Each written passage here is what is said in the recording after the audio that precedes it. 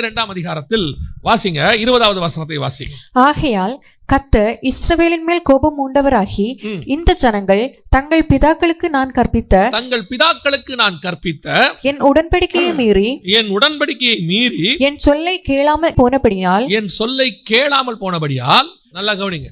ஏன் கர்த்தர் சத்துருக்களை விட்டு வைக்கிறாருங்கிறதுக்கு முதல் ஸ்டெப் என்னன்னு கேட்டா, வசனம் தெளிவா சொல்லுது, நான் அவர்கள் பிதாக்களுக்கு போதித்த கற்பனைகளை உடன்படிக்கையை மீறி அப்படின்னு இருக்கு. இன்னைக்கு நமக்கு சத்துரு இருப்பதுக்கு காரணம் என்ன அப்படின்னு பாத்தீங்கன்னா, அன்னைக்கு இஸ்ரவேல் ஜனங்களுக்கு அன்னைக்கு சத்துருக்களை கர்த்தர் விட்டு வைத்ததுக்கு காரணம் என்ன அப்படின்னா, அவர்கள் பிதாக்களுக்கு போதிக்கப்பட்டதான கற்பனையை, கட்டளையை, உடன்படிக்கையை அவர்கள் மீறினார்கள் என்று சொல்லுது. இன்னைக்கு பல நேரங்களிலே நமக்கு இருக்கக்கூடிய பிரச்சனைகளுக்கு காரணம் என்ன அப்படின்னு பார்த்தா, கர்த்தர் நமக்கு சொன்ன கற்பனையை, கட்டளையை, அல்லது இன்னும் நான் கொஞ்சம் ஒருபடி மேல போய் சொல்றேன். நான் எப்பவுமே ரொம்ப ஆதங்கமா சொல்லக்கூடிய ஒரு வார்த்தை, நம்முடைய முற்பிதாக்கள், அதாவது முற்பிதாக்கள் ரொம்ப முன்னாடி போல, இதுக்கு முன்னாடி உள்ள தலைமுறை பரிசுத்தவான்கள், அவர்கள் கை கொண்டதான அந்த முறைமை, அவர்கள் கை கொண்டதான அந்த பரிசுத்த வாழ்க்கை, அவர்கள் கை கொண்டதான அந்த விசுவாச வாழ்க்கை, இதை எல்லாவற்றையுமே இன்னைக்கு நாம கை கொள்ளுகிறோமா? இன்னைக்கு நாம நம்முடைய பிள்ளைகள் அதை செய்கிறார்களா? அதுதான் காரணம். நம்முடைய முன்னாடி இருந்த பிதாக்களுக்கு உபத்திரவம் இல்லாமல் இருந்ததா அப்படின்னு கேட்டீங்கன்னா, உபத்திரவம் ஒரு பீரியட்ல இருந்துச்சு.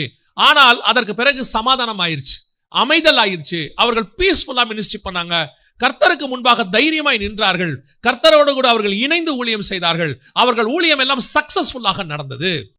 நான் ஊழியத்தை மட்டும் சொல்லவில்லை. நம்ம அப்பா அம்மா காலத்துல இருக்கும் போது நமக்கு இன்னைக்கு இருக்கிற வசதி வாய்ப்புகள் அன்னைக்கு இல்ல. இப்ப நமக்கு எல்லாமே ஆசீர்வாதம் இருக்குது. இப்போ சபை இருக்குது, வீடு இருக்குது, அல்லது ஒரு கார் இருக்குது, தேவையான வசதிகள் இன்னைக்கு இருக்கு. ஆனா நம்முடைய தகப்பனுக்கோ தாய்க்கோ அந்த மாதிரியான ஒரு ஆசீர்வாதம் இல்லை. உலக பிரகாரமாக அவர்கள் கஷ்டப்பட்டார்கள். ஆனால் அவர்கள் கஷ்டப்படும் போது கர்த்தருடைய கற்பனையை உண்மையாய் கை கொண்டார்கள். கர்த்தருடைய வார்த்தைக்கு அவர்கள் உண்மையாய் இருந்தார்கள், விசுவாசத்தோடு கூட இருந்தார்கள். அவர்கள் வழி விலகி போகாமல் இருந்தார்கள். அன்னைக்கு அவர்கள் இருந்த அந்த உண்மைக்கு தக்கதாக கர்த்தர் ஆசீர்வதித்தார். அந்த ஆசீர்வாதத்தினுடைய அடுத்த தலைமுறை தான் நீங்களும் நானும். அது ஆவிக்குரிய விதத்தில் இருக்கட்டும், உலக பிரகாரமா இருக்கட்டும். ஆனால் இன்னைக்கு இருக்கிற தலைமுறைக்கு அவர்கள் கொடுத்த ஆசீர்வாதம் வந்துடுச்சு. ஆனால் பிதாக்களுக்கு போதித்த கற்பனைகளையும் கட்டளைகளையும் நமக்கு இன்னைக்கு வந்திருக்குதா? வசனம் சொல்லுது, அவர்கள் கை கொள்ளாமலும். இன்னைக்கு ஸ்பிரிச்சுவாலிட்டிங்கிறது ஆவிக்குரிய சபைகளை தான் நான் சொல்றேன், ஆவிக்குரிய சபைகளே நான் சொல்றேன். ஸ்பிரிச்சுவாலிட்டி என்பது நம்முடைய முன்னாடி ஜெனரேஷன்ல இருந்த ஸ்பிரிச்சுவாலிட்டி இன்னைக்கு இருக்கா? அவங்களுக்கு அவங்க கை கொண்டதான அந்த ஆவிக்குரிய விதம் இன்னைக்கு நம்ம கிட்ட இருக்கா? எந்த அளவுக்கு நம்ம டைல்யூட் ஆயிட்டோம், எந்த அளவுக்கு நம்ம வசனத்தை விட்டு தூர போயிட்டோம், எந்த அளவுக்கு ஆராதனையில நாம தேவனை விட்டு ரொம்ப தூர போயிருக்கிறோம். அன்னைக்கு இருந்த ஆராதனை முறைமை வேறு, இன்னைக்கு இருக்கிற ஆராதனை முறைமை வேறு. அவர்களுக்கு அன்னைக்கு இன்னைக்கு இருக்கக்கூடியதான எந்த மியூசிக் ஃபெசிலிட்டிஸுமே கிடையாது, கீபோர்டு கிடையாது, எதுவுமே கிடையாது. ஒரு கொட்டு தான் அடிச்சுக்கிட்டு இருப்பாங்க. மிஞ்சி போச்சுன்னா அவங்க கிட்ட என்ன கிடைக்கும்னு கேட்டீங்கன்னு சொன்னா, ஏதாவது ஒரு சின்ன இன்ஸ்ட்ருமெண்ட் கிடைக்கும், கையில இந்த மாதிரி அடிக்கிற மாதிரி இன்ஸ்ட்ருமெண்ட். ஆனால் அதை வைத்துக்கொண்டு அவர்கள் ஆவியோடும் உண்மையோடும் தேவனை ஆராதித்தார்கள். அவர்கள் ஆராதனையில தேவனுடைய மகிமை இருந்தது. கர்த்தர் அவர்கள் மத்தியில இறங்கி பிரசன்னமானார். இன்னைக்கு அத்தனை இன்ஸ்ட்ருமெண்ட் இருக்குது, எல்லா PA சிஸ்டமும் இருக்கு. இன்னைக்கு தேவையான அளவுக்கு குவாலிட்டி மைக்ஸ் இருக்குது. எந்த அளவுக்கு குவாலிட்டியா கேட்கறீங்களோ அந்த அளவுக்கு லக்ஸூரியா நீங்கள் எந்தையுமே இன்ஸ்ட்ருமெண்ட் வாங்க முடியுமே. ஆனால் உங்களால் அந்த ஆவியோடும் உண்மையோடும் ஆராதித்த ஆராதனையை ஆராதிக்க முடிகிறதா? அந்த அபிஷேகம் இன்னைக்கு இருக்குதா? இன்னைக்கு ஆர்ப்பாட்டம் இருக்குது, இன்னைக்கு ஆடம்பரம் இருக்குது, ஆனா ஆவியோடு ஆராதிக்கிறது இருக்குதா? உங்களுடைய சரீரத்தை உணர்ச்சி பூர்வமாய் தூண்டக்கூடியதான காரியங்கள் இருக்கிறது. ஆனால் அன்னைக்கு உணர்ச்சியை தூண்டவில்லை, உணர்வை தூண்டினார்கள். அன்னைக்கு உங்க ஆவி எழுப்பப்பட்டது, உள்ளுக்குள்ளே தேவன் பேசினார். இன்னைக்கு ஊழியக்காரன் பேசுறதுல நீங்க அப்படியே மெஸ்மரைஸ் ஆகுறீங்க. அவங்க அந்த ஊழியக்காரன் சொல்ற வார்த்தைகளை கொஞ்சம் மெஸ்மரைஸ் ஆகுறீங்க, ஆனா உங்க ஆத்மாக்குள்ள வார்த்தை போகல. காரணம் என்ன? அவர்கள் கை கொண்ட முறைமையை, அவர்கள் கை கொண்டதான அந்த ஆவிக்குரிய வாழ்க்கையை நீங்களும் நானும் கை கொள்ளவில்லை. இன்னைக்கு அவங்க கொடுத்த ஆசீர்வாதம் இருக்கு, நீங்க ஆசீர்வாதத்தை ஆவிக்குரிய ஆசீர்வாதமா நினைச்சுக்கிறீங்க.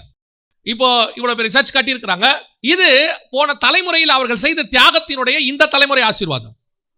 அவங்க எவ்வளவு கஷ்டப்பட்டு ஆராதிச்சிருப்பாங்க, எவ்வளவு கஷ்டப்பட்டு தேவனை ஆராய்ச்சி இருக்க கூட இடம் இல்லாம மழையிலையும் வெயிலையும் எப்படி இருந்திருப்பாங்க. அந்த உண்மைக்கு தக்கதாக கர்த்தர் இந்த தலைமுறைக்கு இதை கொடுத்திருக்கிறார். ஆனா இந்த தலைமுறைக்காரங்க என்ன நினைக்க கூடாது, இதுதான் ஆசீர்வாதம் நினைக்க கூடாது. போன தலைமுறையில் அவங்க ஒரு ஆவிக்குரிய வாழ்க்கை வாழ்ந்தாங்கல்ல, அதனுடைய பலன் இது, அதனுடைய எஃபெக்ட்.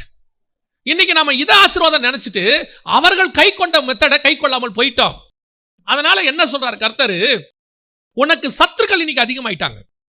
அது ஸ்பிரிச்சுவலியும் சரி, சுத்தியும் சரி. இன்னைக்கு என்ன சொல்றாங்க, அன்னைக்கு இருந்தா மாதிரி ஒரு பீஸ்ஃபுல்லா ஊழியம் பண்றதுக்கான சூழ்நிலை இன்னைக்கு இல்ல. அதுக்கு நம்ம என்னென்னமோ காரணம் சொல்றோம். நிறைய சத்துருக்கள் நம்மளை சுத்தி வந்துட்டாங்க, அரசியல் ரீதியா நமக்கு எதிர்ப்பு இருக்குது, அது இருக்குது, இது இருக்குது. ஏன் இதெல்லாம் வந்துச்சு? நீங்க இந்த நியாயாதிபதிகள் புஸ்தகத்தை எல்லாம் வாசித்து பாருங்க. எப்பெல்லாம் தேவபுத்திரர் தேவனை விட்டு தூர போறாங்களோ அப்பதான் அவர்களை சுற்றிலும் சத்துருக்களை கர்த்தர் அனுமதிக்கிறார். எந்த காலகட்டத்திலும் எப்ப சபை கர்த்தருக்கு உண்மையா நிக்குதோ, கர்த்தர் சொன்ன கற்பனைகளிலும், கர்த்தர் சொன்ன கட்டளைகளிலும், கர்த்தர் சொன்ன நியமங்களிலும், கர்த்தர் சொன்ன விதிகளிலும் சபை எப்படி நிற்கிறதோ அப்பொழுது சபையை சுற்றிலும் கர்த்தர் அமைதலை ஏற்படுத்துகிறார். அதுதான் உண்மை. இன்னைக்கு நாம என்ன பண்றோம்? இந்த அமைதிக்காக என்னென்ன மெத்தடையோ ஃபாலோ பண்றாங்க. ஒரு கூட்டமைப்புல சேர்ந்துட்டா அமைதி வந்துரும், அல்லது இந்த ஏரியாவில் இருக்கிற மிகப்பெரிய அதிகாரியை தெரிஞ்சு வச்சுக்கிட்டா அமைதல் வந்துரும், இந்த ஏரியாவில் இருக்கிற மிகப்பெரிய அரசியல்வாதியை தெரிஞ்சு வச்சுக்கிட்டா அமைதல் வந்துரும், ஏதாவது ஒரு கட்சியை நம்ம சேர்ந்துட்டோம்னா நமக்கு ஒரு பாதுகாப்பு கிடைச்சிரும். இப்படி சொல்லி உலக பிரகாரமாக இந்த அமைதலுக்கான வழியை நாம் நாலாபுரமும் தேடுகிறோம். ஆனா ஆண்டவர் சொல்றாரு, இல்ல, உன் முற்பிதாக்கள் எப்படி அமைதியா இருந்தாங்கன்னு பாரு, அவங்க எப்படி சமாதானமா இருந்தாங்கன்னு பாரு. உடனே நாம என்ன சொல்லிடும், அவங்க காலத்துல இப்படிப்பட்ட ஆட்சிலாம் இல்லைங்க, அவங்க காலத்துல இப்படிப்பட்டதான அதிகாரிகள் கிடையாது, அந்த காலத்துல அந்த அதிகாரிகள் நல்லா இருந்தாங்க. ஏன் நல்லா இருந்தாங்க? அதிகாரிகள் எல்லா காலத்திலும் மோசமானவர்கள் இருந்திருக்கிறார்கள். இயேசு காலத்திலேயே மோசமான அதிகாரி இருந்திருக்கிறான். ஆனால் எப்பொழுது சபை தேவனுக்கு முன்பாக கற்பனைகளை கை கொண்டு உண்மை உள்ளதா இருக்கிறதோ அப்பொழுது கர்த்தர் அவரை சுற்றி இருக்கிற அத்தனை பேரையும் மாத்துவார், எல்லாரையும் மாத்துவார். தானியேல் காலத்துல அப்படி இருந்தார்கள். அவனை தூக்கி எப்படி உள்ள தூக்கி போடணும்னு பார்த்தாங்க. வசனம் சொல்லுது, நீ இடைவிடாமல் ஆராதிக்கிற தேவன் உன்னை தப்புவிக்க வல்லமை உள்ளவராய் இருந்தாரா? அவன் சொல்றான், ஆமா, என்ன தப்பு வச்சுட்டாரு, நான் இடைவிடாமல் ஆராதிக்கிறேன். தேவன் தானியேலை பத்தி சாட்சி சொல்றாரு, என் பிரியமான புருஷனாகிய தானியேலே. அடுத்த நிமிஷம் அவன் வெளியே வந்துட்டான், அதிகாரி தூக்கி போட்டவன் உள்ள போயிட்டான். வசனம் சொல்லுது, 6ஆம் அதிகாரம் கடைசி வசனம் தானியேல் புஸ்தகம் சொல்லுது, தானியேலின் காரியம் கோரேசின் நாட்களிலும் ராஜாக்களின் நாட்களிலும் தானியேலின் காரியம் எப்படி இருந்தது? ஜெயமாய் இருந்தது. அந்த ஜெயமாய் இருப்பதற்கு காரணம் என்ன? தானியேல் தேவனுக்கு பிரியமான புருஷனாய் நடந்து கொண்டார். நாம ராஜாக்களை மாத்திட்டா, அதிகாரியை மாத்திட்டா அமைதல் ஆயிடும் நம்ம நினைக்கிறோம். தானியேலை பத்தி சொல்லுது, 3 ராஜாக்கள் காலத்துல அவன் காரியம் ஜெயமாய் இருந்தது. இதுதான் கர்த்தர் உங்களுக்கு எனக்கு சொல்லிக் கொடுக்கிற முதலாவது பாடம். நம்மை சுத்திலும் இருக்கிற சத்துருக்களை கர்த்தர் வைப்பதற்கு இதுதான் ரீசன். நாம கர்த்தருடைய கற்பனைகளை கை கொள்ளுவோமானால், நாம் நம் பிதாக்களுக்கு சொல்லப்பட்டவைகளை கை கொள்ளுவோமானால், நாம் நம்முடைய சத்துருக்களுக்கு நீங்களாகி சமாதானமாக இருக்க முடியும். நீங்க வேற எதனாலையுமே சமாதானமா இருக்க முடியாது, எதனாலையும் சமாதானமா இருக்க முடியாது. நாம பிதாக்களுக்கு சொல்லப்படுது என்ன சொல்லப்படுச்சு? அதாவது நல்ல கவனிங்க, இது வசனம். இந்த வசனத்தினுடைய மாடல், இதன்படி வசனத்தின்படி வாழ்ந்தவங்க தான் நமக்கு முன்னாடி இருந்தவங்க. அதனாலதான் பவுல் சொல்றாரு, நான் உங்களை மாதிரிகளை வைத்து விட்டு போகிறேன்றார். நீங்க வசனத்தை படிக்கணும், அதே நேரத்தில் நமக்கு முன்னாடி இருந்த பரிசுத்தவான்கள் வாழ்ந்த முறையையும் பார்க்கணும். அதனாலதான் எபிரேயர் 12:1 சொல்லுது, மேகம் போல இத்தனை திரளான சாட்சிகள் நம்மை சூழ்ந்திருக்க. பார்க்கிறோம், இப்படிப்பட்ட ஊழியக்காரங்களையே பார்க்கிறோம். எப்படி அவங்க வந்துட்டு உலகத்துக்கு காம்ப்ரமைஸ் பண்ணாம தங்க ஊழியத்தை செஞ்சாங்க, எப்படி பணத்தாசை இல்லாதவங்களா இருந்தாங்க, எப்படி மனுஷனை நம்பாம தேவனை நம்புனாங்க, எப்படி தேவனுக்கு முன்பாக தன்னை தாழ்த்தினாங்க, எப்படி தங்கள் வாயின் வார்த்தைகளிலே கர்த்தருக்கு முன்பாக உண்மையா நின்றாங்க, ஒரு சபையை எப்படி நடத்தினாங்க, ஒரு சுவிசேஷகர் எப்படி தன் ஊழியத்தை செய்தார், ஒரு தீர்க்கதரிசி எப்படி வாழ்ந்தார்னு பைபிளையும் பார்க்கணும், நமக்கு முன்னாடி இருந்த முற்பிதாக்களையும் பார்க்கணும். அவங்க எதுக்கு நம்மள ஒரு சபையில கொண்டு போய் கர்த்தர் வச்சாரு? இப்ப இந்த 2 ஊழியக்காரங்க இன்னைக்கு வந்து பிரதிஷ்டை செஞ்சிருக்கிறாங்க. இவங்க 4வது படிக்கும் போதோ என்னமோ அவர் உள்ள வந்த 4 வயசுலயே வந்தான்னு ஒருத்தர் சாட்சி சொன்னார்னு வச்சுக்கோங்களேன். அவர் அன்னையில இருந்து இந்த ஊழியக்காரரை பார்க்கிறார், இந்த சபையை பார்க்கிறார், இங்க கொடுக்கிறதான வசனங்களை பார்க்கிறார். பார்த்து பார்த்து பார்த்து இப்ப அவர் ஒரு ஊழியக்காரனை மாறிவிட்டார். அவர் அப்படியே ஊழியக்காரன் ஏன் மாறுறாரு? இந்த பாஸ்டரை பார்க்கிறேன், இந்த சபையை பார்க்கிறேன், இங்க கொடுக்கப்படுகிற வசனத்தை பார்க்கிறேன், இந்த மாதிரி நானும் ஒரு ஊழியக்காரனாய் மாறணும் என்பதுதான் அடுத்த தலைமுறை உருவானதுக்கு காரணம். இன்னைக்கு நிறைய பேர் என்ன சொல்றாங்க, ஊழியக்காரனுடைய பசங்க என்ன சொல்றாங்க, இன்னைக்கு நான் மினிஸ்ட்ரிக்கு வரமாட்டேன். ஏன்பா வரமாட்டேன்? ஐயோ, நான் எங்க அப்பாவை பார்த்துட்டேன், நான் மினிஸ்ட்ரிக்கு வரமாட்டேன். இன்னைக்கு நிறைய ஊழியக்காரன் பையன் உலக வேலைக்கு போயிருச்சு. யோசித்து பாருங்க, அந்த ஊழியக்காரனுடைய சபையில் இருக்கிறவர்கள் ஊழியத்திற்கு வருகிறார்கள். அந்த சுவிசேஷகரோடு கூட ஊழியத்தில் ரட்சிக்கப்பட்டவர்கள் அந்த சுவிசேஷகரை பார்த்து சுவிசேஷகராய் மாறுகிறார்கள். ஆனால் அந்த ஊழியக்காரனோ சுவிசேஷகனோ போதகரோ மெய்ப்பரோ தீர்க்கதரிசியோ அவருடைய பிள்ளைகள் வர்றாங்களா அப்படின்னு பாத்தீங்கன்னா 90% இப்பொழுது வருவதில்லை. என்ன அவங்க பார்க்கறாங்க, எங்க அப்பா கிட்ட இருந்து கை கொள்ள வேண்டிய காரியத்தை அவர்கள் பார்க்கிறார்கள். அவர்கள் முன்மாதிரிகளாக இல்லை. பிதாக்கள் கை கொண்டதை இவர்கள் பார்க்கவில்லை. இவர்கள் அதை ஃபாலோ பண்ணல. இவங்க என்ன பண்றாங்க, அப்பா சேர்த்து வச்சுட்டாரு, நல்லா படிக்க வச்சுட்டாரு, வெளிநாட்டுக்கு அனுப்பிட்டாரு, அங்க லட்சமா சம்பாதிக்கிறோம், அதுக்கப்புறம் இங்க வந்து எதுக்கு இந்த ஆத்துமாக்களோட உட்காந்துக்கிட்டு மாசம் மாசம் அதை விட இங்க கம்மியா தானே வரும். இவன் வருமானத்தை தான் பாக்குறானே ஒழிய அந்த தகப்பன் 1000 கணக்கானோரை நரகத்திலிருந்து மீட்டு இருக்கிறான். அந்த கனமான ஊழியத்தை நானும் செய்யணுங்கிற ஆசை அவனுக்கு வரவே இல்லை. அதுதான் வசனம் சொல்லுது. இப்ப இவனுக்கு சத்ரு. ஆண்டவர் எழுப்புறார், சுத்தி ஆண்டவர் எழுப்புல தானா வந்துரும். வசனம் அப்படிதான் சொல்லுது. ஏன் உன் பிதாக்களுக்கு சொன்ன கற்பனையை நீ கை கொள்ளவில்லை? நீ அதை விட்டுட்ட. ஆனா உன் பிதாக்கள் கொடுத்த ஆசீர்வாதத்தை கையில வச்சுக்கிட்ட. இப்ப உங்க அப்பா மூலமா உங்க அம்மா மூலமா வந்த ஆசீர்வாதம் உங்ககிட்ட இருக்கு. ஆனால் அவர்கள் செய்த ஆவிக்குரிய வாழ்க்கை உனக்கு இருக்கிறதா? அதுதான் முதலாவது கேள்வி. உன் சத்துருக்கள் உன்னை விடாமல் உன்னை சுற்றிலும் இருப்பதற்கு அதுதான் காரணம். ஏதோ ஒரு போராட்டம், ஏதோ ஒரு பிரச்சனை, அது சரீர அளவிலையோ அல்லது உலக பிரகாரமாயோ அல்லது பொருளாதாரத்திலேயோ ஏதோ ஒரு பிரச்சனை உனக்கு இருந்துகிட்டே இருக்க. என்ன காரணம்? நீ சொல்ற, எங்க அப்பா காலத்துல இருந்து நாங்களா ஸ்பிரிச்சுவல் பர்சன் தான், எங்க அப்பா காலத்துல நாங்களா ஆவிக்குரிய வாழ்க்கை வாழ்றோம், ஆனாலும் எங்களுக்கு ஏன் இவ்வளவு போராட்டம்? உங்க அப்பா வாழ்ந்த ஆவிக்குரிய வாழ்க்கையை நீங்க வாழ்றீங்களா? உங்க அப்பாவுக்கு அந்த போராட்டம் இல்ல. அவர் ஒருவேளை ஆரம்ப காலகட்டத்தில் ஊழியத்தை ஸ்தாபிக்கும் போது சில பிரச்சனைகளை சந்தித்திருப்பார். அது இயல்பு, எல்லா வேலையிலும் இருக்கு, ஊழியத்துல மட்டும் இல்ல. நீங்க உலக வேலை பாருங்க, ஒரு ஃபேக்டரி ஆரம்பிங்க, அது 1 வருஷம் 2 வருஷம் அதை ஸ்தாபிச்சு நிக்க வைக்கிறதுக்கு நம்ம கொஞ்சம் கஷ்டப்படுவோம். உடனே எடுத்த முதல் நாள்ல இருந்து ப்ராஃபிட் கொட்டாது. ஒரு எந்த கடையோ ஆரம்பிங்க, ஹோட்டல் ஆரம்பிங்க, எதை வேணா ஆரம்பிங்க, ஆரம்பத்தில் கொஞ்சம் தொய்வு இருக்கும், அதுக்கப்புறம் தான் அது பிக்கப் ஆகும். ஒரு வண்டியே அப்படித்தான், கொஞ்சம் கொஞ்சமா பிக்கப் ஆகி தான் அது 100 120க்கு போகும். அந்த மாதிரி ஊழியமா அப்படிதான், ஆரம்பிக்கும் போது கொஞ்சம் பிரச்சனைகள் இருக்கதான் செய்யும். ஆவிக்குரிய வாழ்க்கை கொஞ்சம் பிரச்சனை இருக்கதான் செய்யும். அதை பார்த்துட்டு நான் வரமாட்டேன்னு சொல்லக்கூடாது. ஆனால் அதுக்கு பிறகு உன் தகப்பனாரோ உன்னுடைய குடும்பமோ ஆசீர்வதிக்கப்பட்டிருக்கிறத நீங்க பார்க்கணும். பார்த்து அடுத்த தலைமுறை நீங்கள் சத்துருக்கள் இல்லாமல் சமாதானமாய் குடியிருக்க வேண்டும் என்றால் நீங்கள் உங்கள் தகப்பனும் தாயும் என்ன பண்ணாங்கன்னு பாருங்க. அதனால ஆண்டவர் ஒரு இடத்துல சொல்வாரு, உன் தகப்பனாகிய ஆபிரகாமையும் உன் தாயாகிய சாராளையும் நோக்கி பாருங்கள். ஏன்? அவர்களும் அதே காலத்தில் வந்தவங்க தான், ஆனா அவர்கள் அந்த கற்பனைகளை கை கொண்டார்கள். ஆபிரகாமை குறித்து வேதம் சொல்லுகிறது, உன் தகப்பனாகிய ஆபிரகாம் என் சொல்லுக்கு கீழ்ப்படிந்து என் கற்பனைகளையும் என் நியமங்களையும் என்னுடைய விதிகளையும் கை கொண்டபடியினாலே வசனம் சொல்லுது. அதே காரியத்தை தான் கர்த்தர் இன்னைக்கு உங்களுக்கும் எனக்கும் சொல்றார். முற்பிதாக்களுடைய ஆசீர்வாதத்தை வச்சுக்கிட்டு நம்ம ஆசீர்வாதமா இருக்கிறோம்னு நினைக்காதீங்க. நம்மை சுற்றிலும் ஏன் சத்துருக்கள் இருக்கிறாங்கன்னு யோசித்து பாருங்க. நம்முடைய முற்பிதாக்கள் சொன்ன அந்த காரியங்களை நாம் கை கொள்ளுகிறோமா? அந்த ஆவிக்குரிய வாழ்க்கை எனக்கு இருக்குதா? உன் தகப்பனுடைய ஜெப வாழ்க்கை உனக்கு இருக்குதா?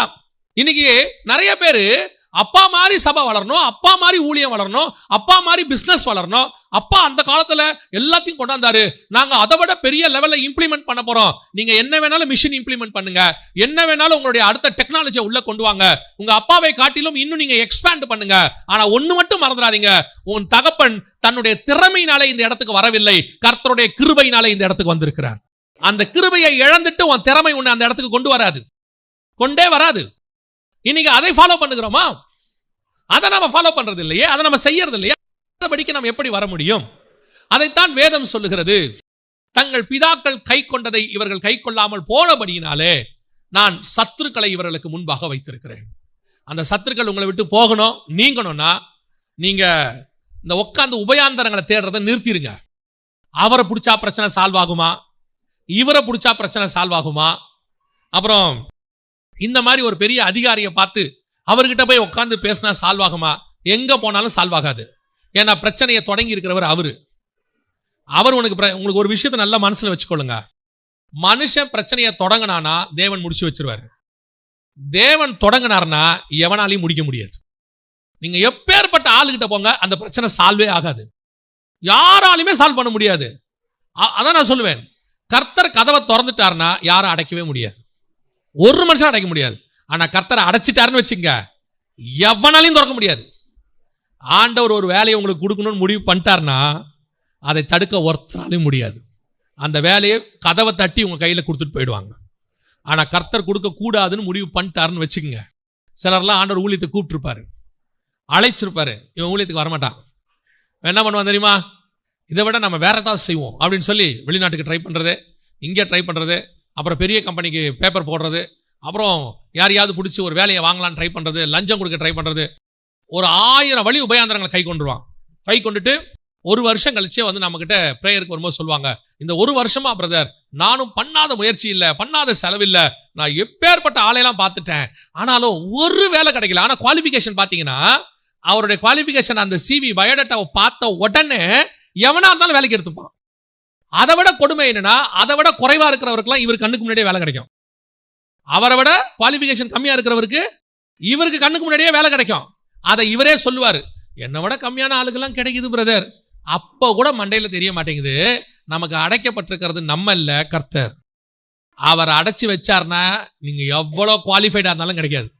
அப்போ கர்த்தர் ஏன் இதை செய்யறாருன்னா, நீ திருப்பி மனுஷங்கிட்ட முட்டி மோதி எல்லாம் செய்யறதை விட பேசாம தேவன்கிட்ட போயிடுங்க. அங்க போய் பாருங்க எப்படி நம்முடைய முற்பிதாக்களுக்கு அவர் சொல்லி கொடுத்தாருன்றத பாருங்க, எப்படி அவர் சக்சஸ் பண்ணாருன்னு பாருங்க. அதை நீங்கள் ஃபாலோ பண்ணுங்க. கர்த்தர் உங்களை ஆசீர்வதிக்க வல்லமை உள்ளவராய் இருக்கிறார். முதலாவது, சத்துருக்களை கர்த்தர் நீக்காமல் வைத்திருப்பதற்கு காரணம் என்ன? நாம் நம்ம முற்பிதாக்களுக்கு சொல்லப்பட்ட அந்த ஆவிக்குரிய வாழ்க்கை, அந்த ஸ்பிரிச்சுவாலிட்டி, அதை ஃபாலோ பண்ணுகிறோமா? இன்னைக்கு நம்ம அதை விட ஒரு 2 அடி கீழே 3 அடி கீழே போயிட்டோம். ஆனா அவங்க வச்சிருக்கிற ஆசீர்வாதத்தை வச்சிருக்கிறதுனால நமக்கு அது தெரிய மாட்டேங்குது. நாங்க நல்லா தானே இருக்கோம். எங்க அப்பா காலத்துல கார் இல்லைங்க, நாங்க கார்ல போயிட்டு இருக்கிறோம். எங்க அப்பா காலத்துல இவ்வளவு பெரிய போன் எல்லாம் இல்லைங்க, இன்னைக்கு நாங்க இவ்வளோ 1000 ரூபாய் போன் கையில வச்சிருக்கிறோம். எங்க அப்பா காலத்துல சாப்பாடுக்கே கஷ்டப்பட்டாரு, நாங்க இன்னைக்கு தேவையான அளவுக்கு சாப்பிடுறோம். எல்லாம் உண்மைதான். இது எல்லாமே உன்னால் வந்ததல்ல, உன் தகப்பன் தன் தேவனுக்கு கீழ்ப்படிந்ததனால் உன் கையில் வந்திருக்கிறது. ஆனா உன் சத்துருக்கள் போகணும்னா உன் தகப்பன் என்ன ஃபாலோ பண்ணணும், அதை நீ என்ன செய்யணும்? ஃபாலோ பண்ண வேண்டும். அப்பதான் உன் சத்துருக்களை கர்த்தர் நீக்கி போடுவார்.